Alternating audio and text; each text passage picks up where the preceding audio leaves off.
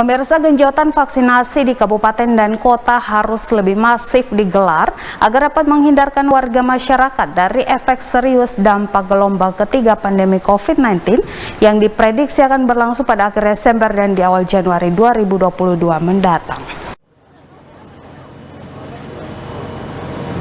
Demikian disampaikan Kapolda Irjen Pol Turnagogo Sihombing menanggapi kesiapan Papua Barat memasuki gelombang ketiga pandemi COVID-19 yang diprediksi akan terjadi di akhir bulan Desember atau awal bulan Januari 2022 mendatang.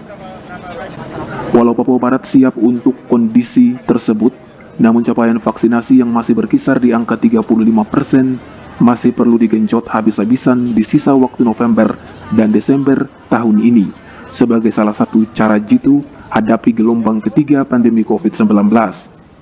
Kapolda Papua Barat menyoroti capaian vaksinasi di kabupaten kota yang terbilang masih rendah di bawah angka 30%, sehingga diharapkan Forkopimda Kabupaten dan Kota bersama-sama Pemda setempat agar lebih gencar mengenjot cakupan vaksinasi agar minimal 50% target capaian dapat dicapai di akhir bulan November ini.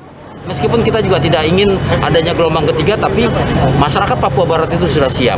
Saat ini kita baru mencapai 34%, 34 atau 35% angka provinsi Papua Barat vaksinasinya. Sehingga kita perlu 15% lagi untuk bisa mencapai angka di 50%. Ya, dan ini harus tekad dan tidak bisa salah satu institusi yang bergerak, tapi semua institusi bergerak.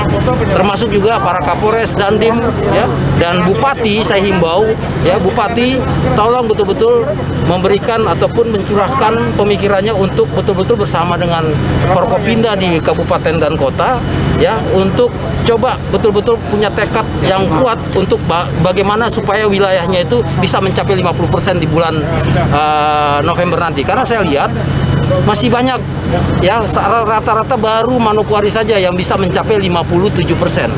Di luar itu kabupaten dan kota belum, masih ada bahkan di bawah 30%.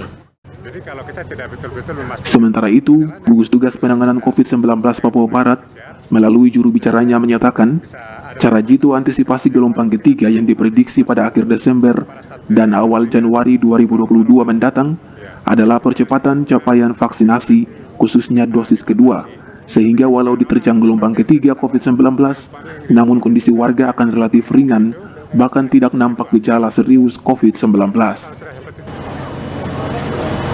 Dr. Arnold Tiniap juga meminta agar setiap pintu masuk baik laut maupun udara, bahkan lewat darat, agar lebih diperketat, guna meminimalisir masuknya orang dari wilayah lain yang membawa virus COVID-19, yang dapat saja memicu bahkan memperparah gelombang ketiga pandemi COVID-19 di Papua Barat.